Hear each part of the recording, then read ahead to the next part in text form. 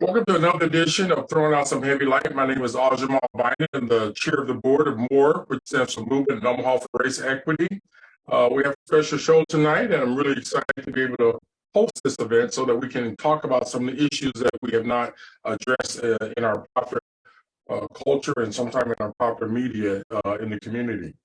We have a guest today. His name is Trip Reynolds. He's a community member with extensive background in many areas, such as human resources. He worked in major corporations, and most of us know him from his work that he did at Cox Cable 22 many years ago. As I said, he has a human resources background and also in communication background, and he's developed a web page focused on issues impacting African Americans in the community and obviously in the state. I invited him to talk about his robust library of past editorials and topics that he shared in the media regarding the challenges that we face as African Americans, and particularly in our community. I initially came in contact with Trip when he was running or in charge of Channel 22 some years ago, that cable program that brought a lot of frank conversations to our community and it allowed people to talk about various issues without censorship and so on in our community. This program will explore his latest views on Wakanda and its implications dealing with Jukonda, and there is a symbolism in that, and we must explore some of these issues if we want to transform our community. As Dave Chappelle remarked, we must respect the artists and those with creative minds to help us understand reality and avoid white censorship. We will talk about buffoons, institutions, Uncle Toms, the lynchings of African Americans, the empowerment network, religion, and other issues that have been swept under the institutional rug in communities of the oppressed. We hope that you can enjoy this program. And of course, if you want to find out more about Mr. Trip Reynolds' work and so on, you can go to his webpage where he has Trip, we'll have it listed in there, but Trip poetry and so on, and some of his other links related to some of his comments. This will be hopefully, as we call, a controversial program, but also, as we said, we'll pull back the sheets on the butt-naked emperors in our community and the sacred cows that we oftentimes don't talk about in this plantation environment. And then we'll hopefully give an opportunity to raise many questions with Trip. And then, of course, halfway through the program, we'll let the audience participants talk directly to him. So without much further ado, Trip, welcome to Throwing Out Some Heavy Light. And I always start off, Trip, with my guests to say, can you share briefly just a little bit about yourself? And we'll get right into the questions. So Trip Reynolds. Okay. I'll just hit something first. Just for general information purposes, I don't consider myself African American. I consider myself Black. And there's a big difference between the two.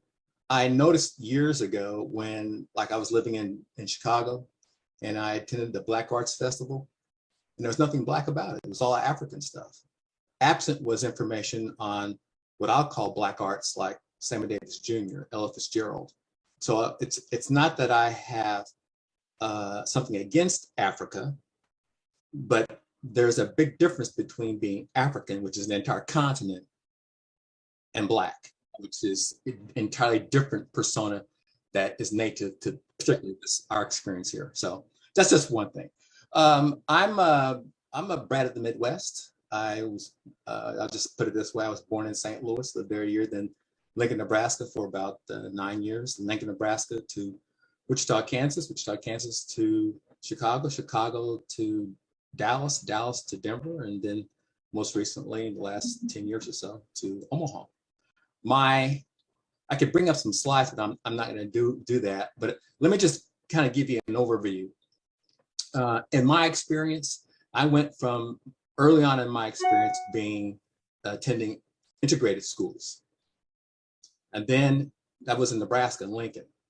So we're talking the early 60s. Then moving to Kansas, the schools are segregated. And I asked my parents, actually, when my mom and dad, they sit us down in the kitchen and they said, boys, now the school you're going to be going to, which is directly across the street, there aren't any white kids there. And so I said, what happened to the white kids? And my dad said, well, it's segregated. I never heard that term before. And then, so this is 63. Then a year later, Civil Rights Act was passed, 64. And so my parents took us out of the all Black school directly across the street And they actually drove 3 miles to a white school out in the suburbs and took us there. And an entirely different experience. I'll say proudly but humbly, my grades never changed, but my older and younger brothers, their grades, they just went down the tubes. And I learned some things very early on in my life about how the race card is played, whether intentionally or unintentionally. And I'll end on this note here. When I was in high school, this is after Martin Luther King was assassinated, and supposedly there was a riot at my high school. There really wasn't a riot. What happened was there was a fight that broke out that happened in the lunchroom between a white girl and a black girl. But because it was a white girl and a black girl, some people perceived it was a riot. It wasn't. And so the assistant principal called the county sheriff to come out. And the county sheriff didn't ask questions, just started beating heads. Now, at lunchtime, most people that were out and about and lunch outside were black students playing basketball. I have a lot of questions on see if I can get to if we can. Yeah, but we're gonna get to them. But my point here is this. So I get arrested for defending a black girl from being beaten by the police. And so there were 14 students arrested. Of the 14, I was the only one released. And my dad, when I get out, my dad says to me, Trip, you're the only one out. And you're the only one that's not going back. All the other, your friends, they have black lawyers. I had a white Jewish lawyer. Do you understand? Okay. Well, I'm going to that's my orientation. Beg your pardon? So that's what I'm saying to you. That's my orientation of seasoning about how things have changed. So, but anyway, go to your questions though. Yeah, I have a rapid list of questions I'm getting. Also, we only have an hour, and so the guests are going to ask you also a question. Yeah. Basically, in the open part, we talked a little about issues related to narrative about Wakanda and Jukanda. It's a metaphor, I think, that deals with genocide, oppression, and the past of enslavement of Black folks. Spell out why do you use that term, Jukanda and Wakanda? What do you mean by that? Okay. Some people, they consider that controversial. And if you could also be brief so we can move to the next one. A lot of people were so impressed with Black Panther. But unfortunately, people don't want to do their due diligence to find out how Black Panther, the origins of Black Panther, the comic book and everything else. And so in the story, okay, so we have, it's kind of like Romulus and Remus. So in the story we have, and this was in the film, there's two brothers, and one went to the United States to help during the Civil Rights Movement. His brother said, you can't do this, you need to leave. And so he gets killed in the United States for trying to help Black people exert their freedom. So I want you to think about this now. So we have a situation where the most advanced civilization on the planet, Black people, they have better technology, better weaponry than anybody else. And they had within their means to actually conquer the entire world. But they didn't. Instead, they stayed hidden in some small little Wakanda, right? Now, let's flip the switch. What if during World War II, there was this hidden civilization of Jewish people that had all this technology and they sat and did nothing while the Holocaust was occurring? Where's that movie? You see the comparison. Where's that movie? Okay, and so despite all the success that the Black Panther film made and the comic book, okay, who really got paid? Did Black people get any of that revenue? No, Disney did. So it's just the same old thing. I've seen this movie time and time again. Some people don't want to raise attention to it, but that's what I consider a very deceitful way of getting Black people again to go along to get along. Hey, we paid you for making buffoons of yourself, but we're going to get all the money. Gotcha. I'm gonna switch up on you. You wrote, I would say, probably a number of months ago, an open letter to the city council the mayor, and you raised many points related to buffoonery, the Uncle Tomism, the Aunt Your Mama behaviors in a sense. And at one of the city council's meeting, I know that Britt Harding took offense to something that you wrote and read it, I guess, into the records. Did he ever respond to your comments and the merits of what you raised in that correspondence? No, he did not. And I didn't expect him to. Unfortunately, not unfortunately, here's the deal about everything I write. And it's posted in the editorials I write. I write based on facts. Okay. It's not my opinion. It is a fact that when he was assisting Hal Dub, there was a robust police study that before Hal Dub, during Hal Dub's administration, and afterwards. Okay. And so there would not have been any need for Tristan Bond to do the research she did if they had cleaned up the mess in the first place. Mm. It's just that simple. Unfortunately, some people don't want to address that. One of the things about the reason why I write, and I've been doing this for probably about 40 years, and that's posted on my website. I love to write film reviews. Okay, I like to write editorials, but here's the problem. You cannot get mainstream media to give the same attention to Black writers and artists as they do to white artists and writers. So you have a choice. You can either do nothing, or, as Louis Farrakhan has said on numerous occasions, do it yourself.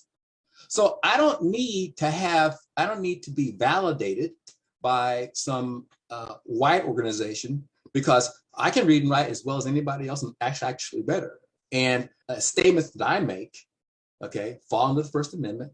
And again, if someone has a problem with anything that I've said, tell me where the error is, and I'll correct it. Gotcha. Who's ever done that? Gotcha. I'm gonna switch up again. You're a former human resource director, and you have extensive knowledge, obviously, on EEOC, affirmative action, and some of the things, so on. And also in the report you wrote 2019, where you challenge, I guess, the state, city, and county governments from your perspective, or you challenge some of our institutional thinking about affirmative action, diversity, and so on. Where are we at today from your vantage point? I think you've seen some recent stuff. Where do you think we're at based on your experience? Okay, so let me be clear. When I said 2019, the data that I present, the research that I present, it's not mine. Anybody can get it. In fact, the US government has been tracking the status of Black people since before, during, and after slavery, okay? And so EEO1s are data that the government compiles on men and women by race, by category. It's been done forever, okay? And so back in the day, a person such as myself, we would call that's how you measure the status of the plantation, okay? So now let me be real clear. Plantation economics works this way. Historically, the people that worked in senior management, they were always white, typically white men. Your professionals are typically white men. Clerical, that's typically female, okay? Service workers, that could be, now we might find some Blacks, and labor, that's where we're gonna find a lot of Blacks and some whites, okay?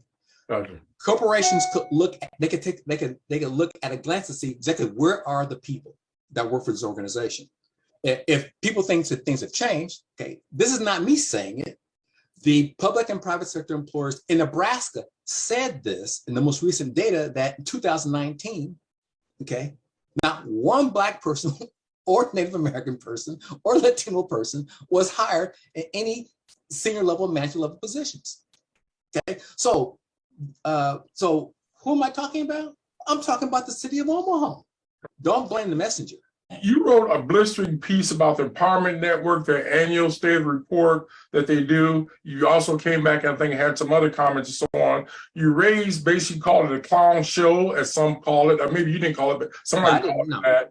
And also, my point back to you, or my question is, was there any positive things from your vantage point, in spite of your critique of them, that you think came out of that historical or that event that points to some of the empirical data you've shared? Here's an objective assessment. Some might think that I have some personal vendetta against the Empowerment Network. I don't. Okay. I only look at things in a very linear way.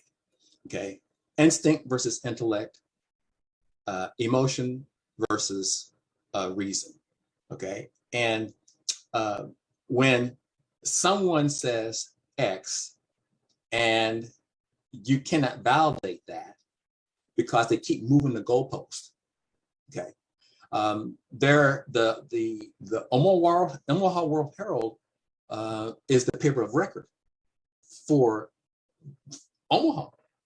Okay. They have published on numerous occasions information on the status of Black people. Okay. As has Gallup and other entities. Okay. And so it's interesting. In fact, it's really disappointing when, in order to make your point, you have to cherry pick. You have to, well, let's look at this data and let's assess it this way.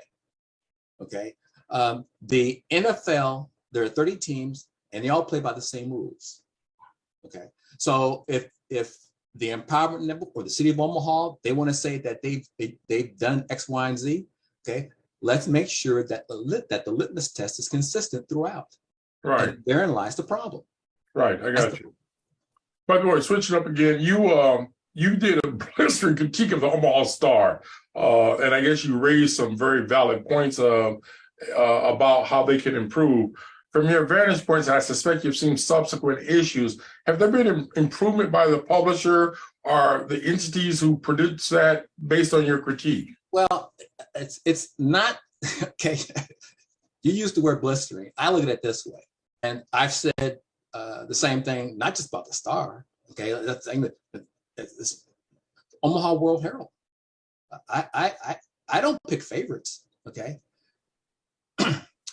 When an entity that, there was a time, let's look at it this way. There was a time when even broadcast media, they would do investigative journalism.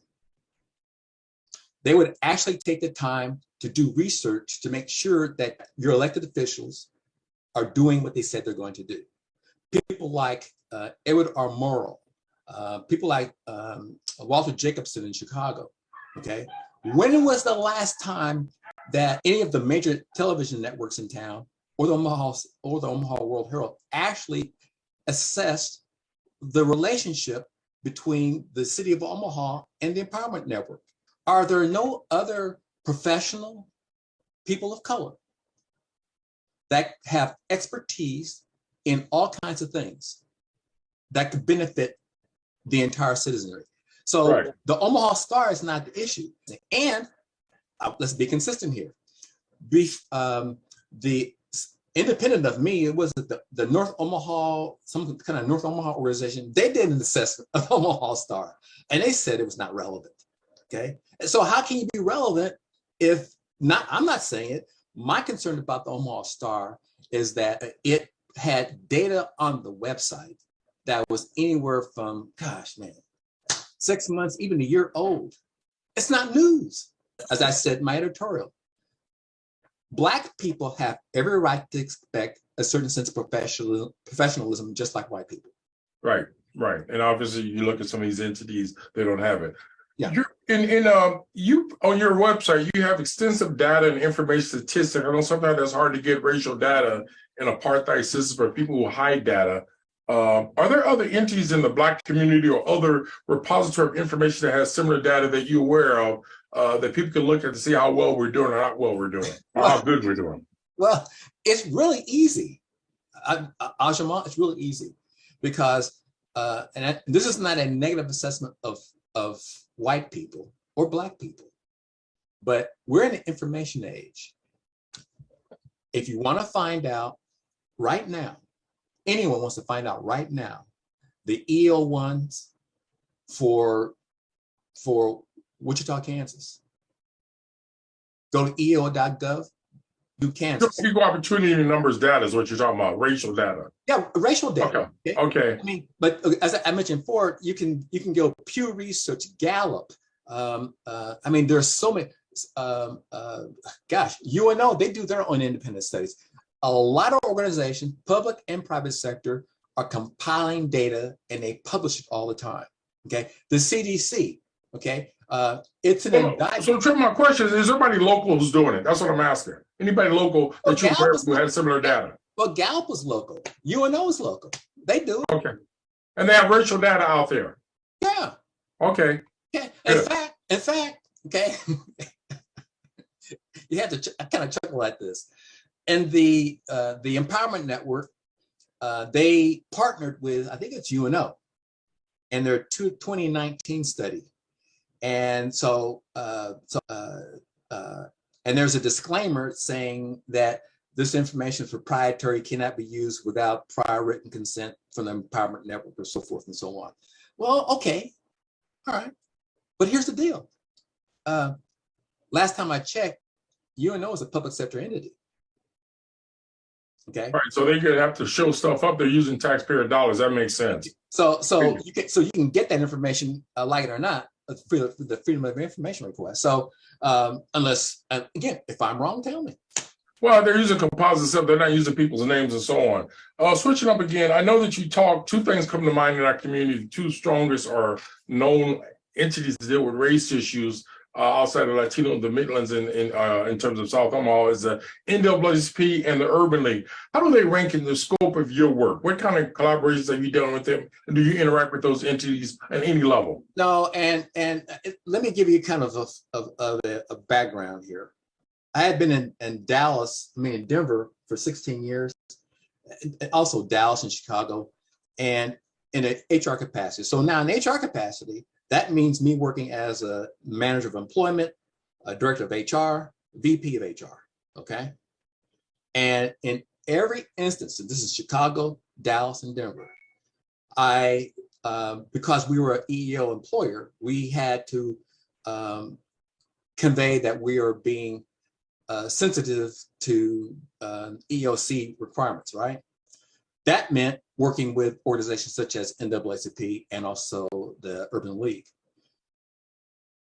I hated to work with the Urban League because they consistently provided what I consider inept talent, poorly trained talent.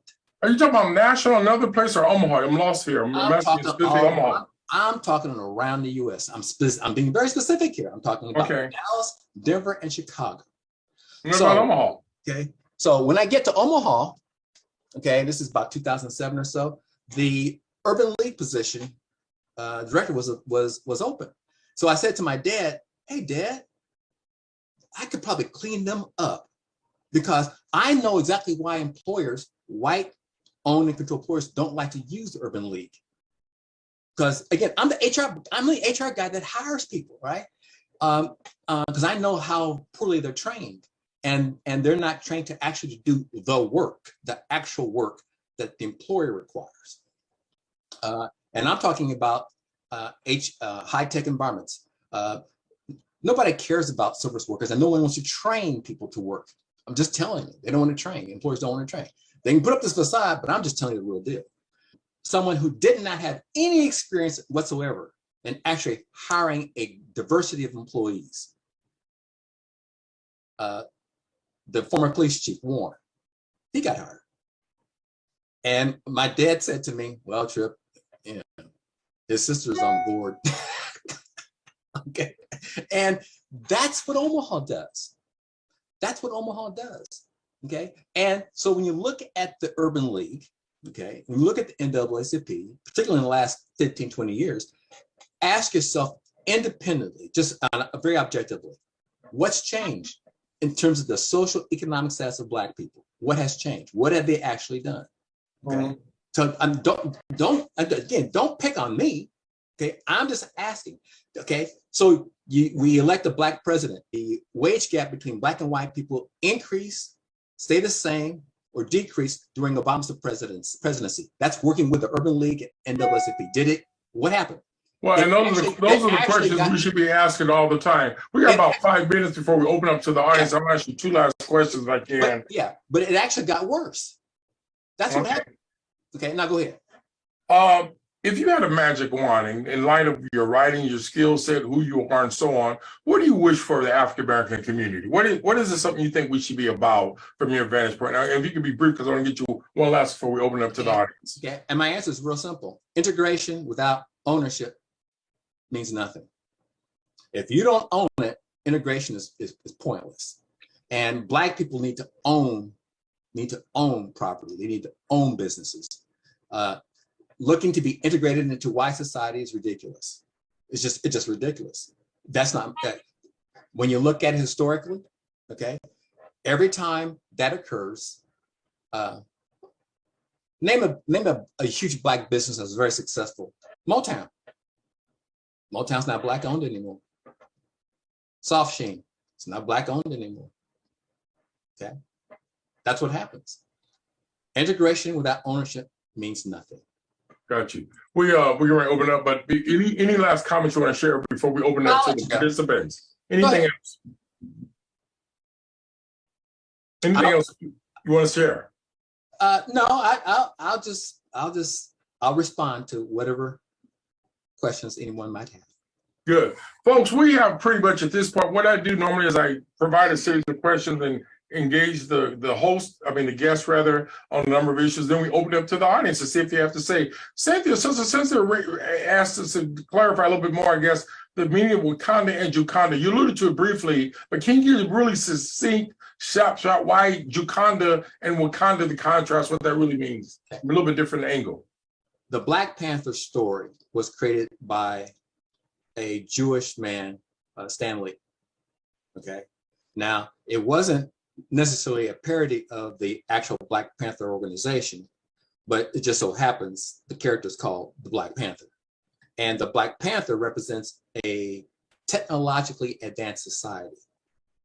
But this technologically advanced society that has weaponry that's better than any place else in the world, they could have taken over the world. They could have freed Black people from servitude, but they did not. Okay. So the correlation is, okay, what if there was a Jukanda of Jewish people who had all this technological advances, and they could have defeated Hitler. They could have eliminated they could have prevented the Holocaust. But instead of doing that, they just sat by and did nothing. Got you. I understand. Very clear. Good. Now, but here's the problem. It's okay to make a movie about Black people shuffling and jiving and wanting to stay out of the white man's world. That's okay. Okay. But it's not okay to make a movie about a hidden Jewish civilization that did nothing and allowed 6 million Jews to die. Gotcha. I understand what you're saying. There's another comment. I think Ewing raises a point. What are some of the solutions you have, I assume, to help the Black community? What are your template for reversing some of the quagmire that you describe in some of your narratives? I'm going to be very consistent. Integration without ownership means nothing. It just means nothing. Okay, here's a solution. Okay, Omaha Land Bank. There's all this property that's available, and it's primarily in District 2. Okay. Or North Omaha. But North Omaha, right? Okay. Okay. Here's a novel idea.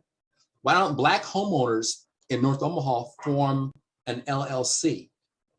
Okay. And then use their income as a leveraged buyout to take all that property and then create this huge residential and commercial smorgasbord of property to benefit Black people. Wait a minute, that can't be done? Well, wait a minute now.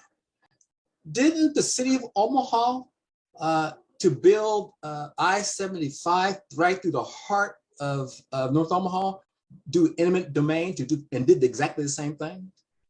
And that's what redlining is all about. Gotcha. But it's okay. But it's okay for them to do it, but it's not okay for Black people to do it. When Senator Chambers correctly proposed that OPS be split into 3 separate school districts, because that's actually how it works. That's how, in reality, it is. there's the South Omaha, there's the West Omaha, and there's the North Omaha.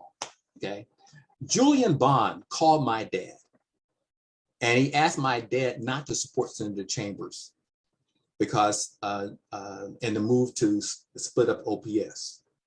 And my dad said no. But at the end of the day, the division didn't happen. We still got the same plantation dysfunctional educational system. Can't get data from OPS. So it's really kind of a sham today looking at the outcomes. Somebody has another comment here. Dennis Walmart raised the issue about Omaha Star starting to build a museum on behalf of Mildred Brown, but he also raised the issues. We don't really a museum. We don't really need a museum. We need manufacturing and jobs and employment. How do you react to something like that? Well, okay. We need another museum. We don't need another museum. What? I thought there was a Black museum in Omaha. The Midlands. What is the Midlands? I don't know what it's called now. It's called the Black Museum. Yeah, the Black Museum. You know. Okay. That's plenty. Okay. What you just observed is a higher protocol. The unemployment rate for Black people in Omaha has always been higher than the unemployment rate everywhere else in Omaha. So it's frankly, the focus should be on not show and tell, but productivity. Other questions, other comments, other feedback. I know we got a number of people here who may want to raise some comments directly. You can speak, open your mic up and talk directly to Trip. He's open to it. Well, was it Land Bank just hired a Black woman? Race is not the issue. Some people may think that my commentaries are this pro-Black militant kind of thing. No, not at all. Facts are facts. It's facts are facts. Okay. You said earlier, Ajamal, about freedom in the media, being able to. There seems to be an absence of that, telling the truth. When Tariq Al-Amin, when we was at CTI, Tariq Al-Amin came to me and he said, "Trip, can you play this video?" And it was about Robert. What's this? Robert. When he was beaten out in front of Creighton. Wagner, right? I ain't talking about Robert Wagner, yeah. Right. And I said, absolutely. There is a need for that kind of immediacy for Black people. And we don't have it, obviously. We don't have it, okay? And so you asked me a question, so what is the Black News Perspective about? Okay, well, here's what the blacknewsperspective.com is about, okay? Cheryl Weston and I created the website for a simple reason: to tell news from a Black perspective, right, and to do it as promptly as possible.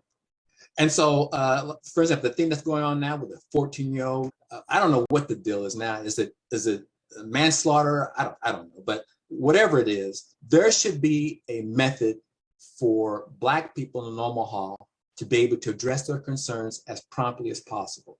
In the media.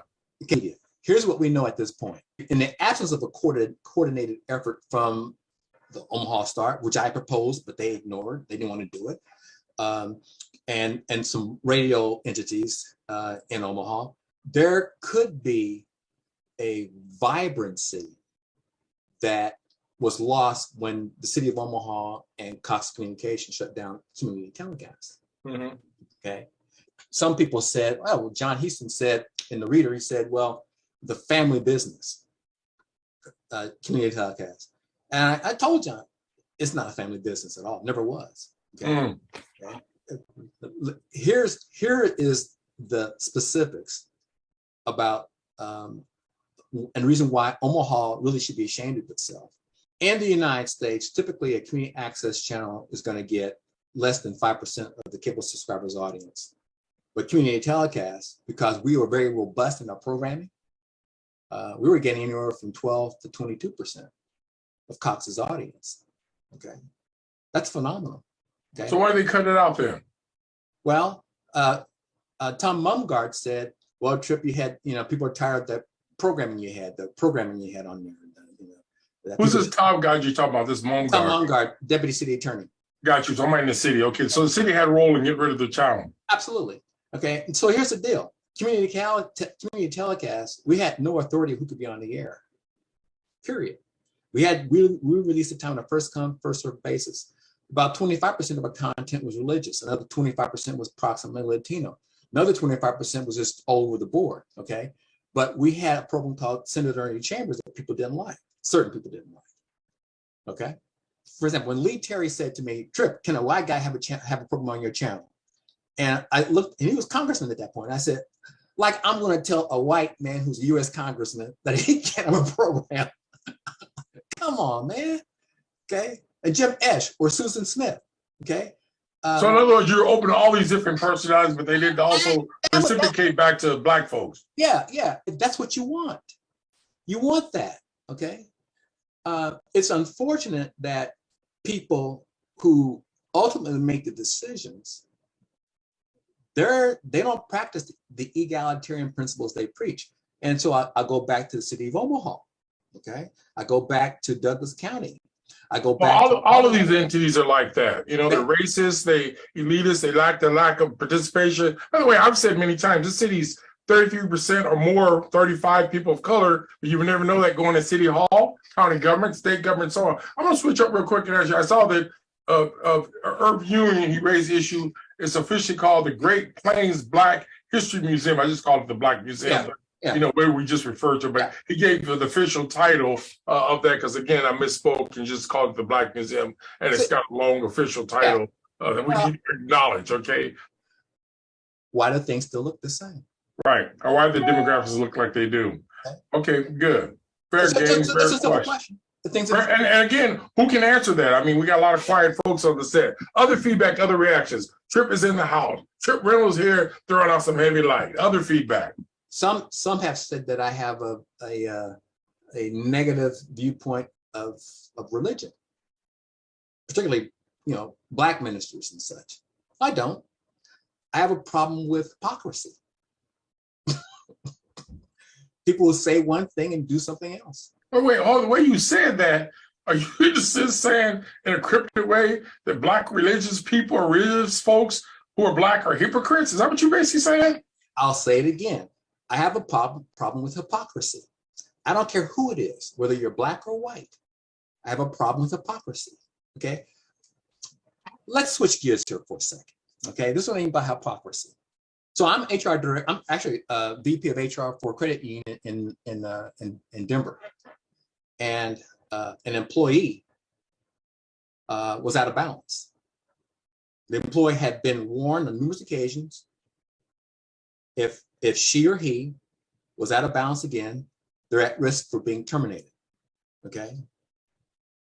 The employee was out of balance again. So you know what I did with the employee? Guess. What do you think, Ajima, what I did with the employee? I'm not sure. I wasn't there. Believe me, I'm not good at guessing. I'll tell you what I did. I fired the employee for failure to perform. That simple. Employee is out of bounds, $3,000. I fired the employee for failure to perform. Okay, it's at will employment. That's what I did. I had another employee who said to me, a Black male employee, the employee that Frank, I didn't mean to be white blouse. A Black employee said to me, "Hey, Trip, I'm the only one here who has a degree, and they're discriminating against me, and they won't promote me." So I said to this Black male employee, I said, "You're not here to be Black. You're here to be a teller. And as a teller, you are $5,000 out of balance, and you have a terrible attendance record. So understand me.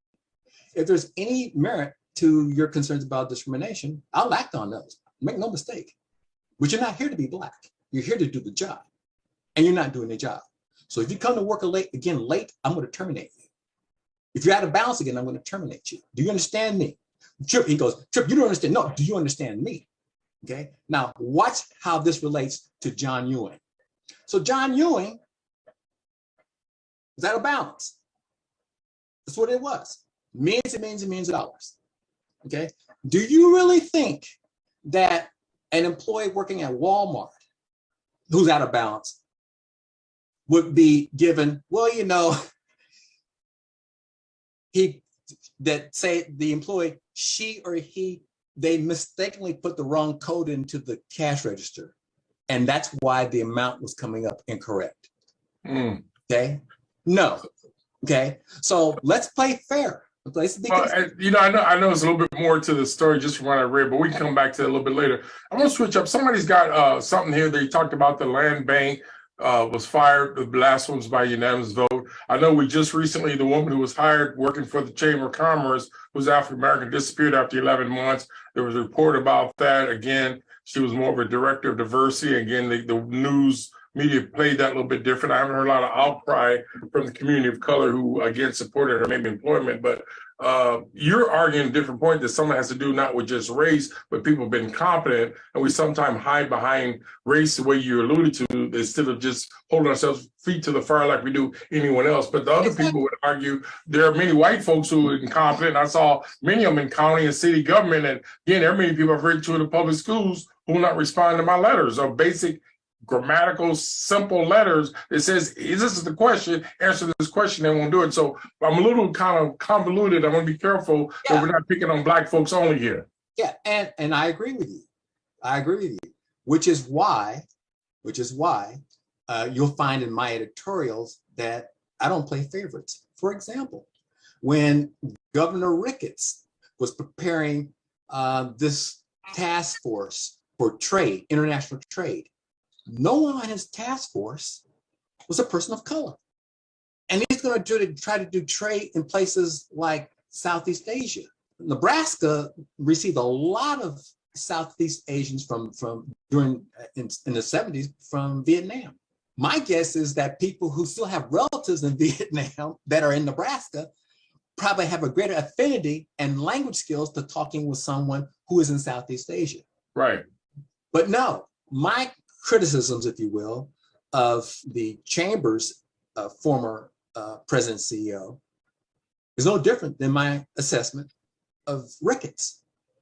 I'm real consistent in this regard. By the way, his head of his economic development is an African-American man. He didn't take him along with him. Do you know about that? Who, Ricketts? Yeah, he had, isn't there an African-American guy who's the head of the economic development? I've seen his picture in the Omaha Star. He was in the previous administration, Ricketts, and the new governor just can't continue his employment. So should he on the trip? Well, here's the deal. In Ricketts' cabinet, when I wrote my editorial, there was only one person of color on his cabinet. It was a Black woman, and she was over DHHS. Right, Health and Human Services. Okay. The other person probably wasn't there, is what you just said. Okay, got you. It's consistent with, unfortunately, in Nebraska, that people of color and women are excluded from the process. Okay. Again, I go back to the EO1s in Nebraska. For all jobs to pay over, public sector jobs to pay over $70,000 a year, 95% of those jobs, the incumbents are white men and women. But of that 95%, 88% are white men. And so about 11% are white women, which means what? Which means white women are not even considered in the same equitable fashion as white men for jobs that pay over $7,000 a year in Nebraska. What I would encourage people to do is, if someone has concerns or questions about anything that I write, do what I do. Just look up the facts. All right, a rebuttal if they disagree. We got about 10 minutes left in the program. I know the audience has been somewhat quiet. Any feedback, any reactions to something that Trip have said or I've said or whatever, things you want to raise related to this program today? No, I'm saying anybody else. We got some people who normally comment, but they're quiet today. I guess they're sitting here listening to you astutely and attentively and all those other things. So I want to give people to weigh in, to pick your brain or to challenge you or to have a little rebuttal if need be, you know? You know, common sense is an unfortunate reality that people may not want to embrace, but the simplicity of common sense should be used to provide guidance on how to interact in both business and politics, racially. Um, uh, for some people think race should be the dominant issue, and I think it should not be. I think the dominant issue should be one of fairness and equity. For anyone to think that all white people are bad, that all white people are evil, that in itself is evil. That is wrong. That is stupid. There's millions and millions of good white people out there. Okay. What's also true is that historically, when you look at the origins of this nation, the people who ultimately make the final decision, the elite and powerful in almost all aspects, those are all white, typically white men. And they have not practiced the egalitarian principles that they preach. That's the problem. Because there's a lot of good white people who are not industry leaders, who are not business leaders. And they are treated no differently than, in some cases, some black people. Efforts that Senator Chambers made to provide some assistance to poor white farmers in Western Nebraska, that's ignored. Mm-hmm. Okay, it should not be. I had a conversation with Russell Means before he died, and talking about airing some programs on community telecasts for the Republic of Lakota. And he was in agreement with that. Russell Means has, you can find the videos out there. Russell Means, who's a staunch advocate for Native American rights, Russell Means had issues with black people because black people, in so many instances, did the same kinds of things to Native Americans that white people did. If you say you're going to be fair and just and embrace equality, then practice what you preach. And my most recent editorial, it's about how to end the war in Ukraine. What we won't see is people who say that they believe that thou shalt not kill. And I'm talking about Jews and Christians and Muslims. They say thou shalt not kill. Okay? If you really believe that, then get over there and stop the war in Ukraine. Stop the war in Sudan. Stop all these killings, but they won't do that. That's the hypocrisy that I have a problem with. We're getting down probably about 7 minutes ago. There was a couple of comments that came in through the chat. One is that, can you define a little bit more who are the black elites in Omaha, and are there a few who own the business, lots of properties, whatever their homes, vacation homes, yachts, whatever. But can you pinpoint what you would call black elites? Yeah, it's not for me to define the black elites. Okay, the black elites are defined by white people, and it's always been that way. How do you know? Because when it's either going to be a mayor or a governor or president of the United States, they have these cattle calls. They want to be seen with people they think are movers and shakers in the black community. The picture of Ricketts with Johnny Rogers and so forth and so on, that's who the black elite are. White people have identified those people. Wait, hold on, you lost me. You're saying that we define black elites by the way white people pick them out? Is that what you're saying? Absolutely. Okay, got you. Okay, that's a different kind of a concept. Okay. By the way, we only got a few minutes, but somebody else threw out the point, asked a question. What is your thoughts on the Empowerment Network? You talked a little bit about it, but they came in late and it says it relates to this program. But can you be very succinct about what you think of the Empowerment Network in a nutshell? Because it relates to the black elite. The city of Omaha consistently has nurtured relationships with members of the Empowerment Network more than any other group or individuals in Omaha. They, therefore, are the black elite. Okay. It's not me saying it. To whom did the mayor decide to be her chief of staff? To whom is the city of Omaha embracing as a showcase for improvement in North Omaha? The Empowerment Network. I got your picture. You're very clear. We only got about 5 minutes left. I want to get to the evaluation. By the way, you started something called the Black News Perspective.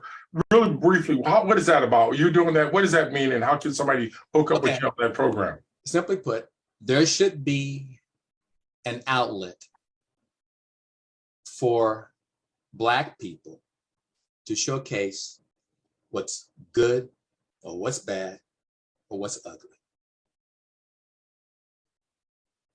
And to do so in a way that's not confined or massaged by mainstream white-owned media. We have nothing against white-owned media. And in some cases, it would be a good thing, frankly, to embrace content from external sources. And we would be inclined to do so. Midland's Business Journal and the Omaha World Herald, they routinely showcase white men and women that are promoted in jobs and increase their market share. How often do you see a Black person featured in the Midland's Business Journal? Never. Wow. That's apartheid. How often do you see the Midland's Business Journal? They have editorials from conservatives, but sometimes liberals. How often do you see conservative editorials from people of color in the Omaha World Herald? You don't. My olive branch is simply to this. If there's a 15-year-old kid in Omaha who wants to say something about whatever, send it to me. Okay. Of course, we won't publish anything that violates anybody's copyright. We're not going to put up their pornography or anything like that. We're not going to libel and slander anybody.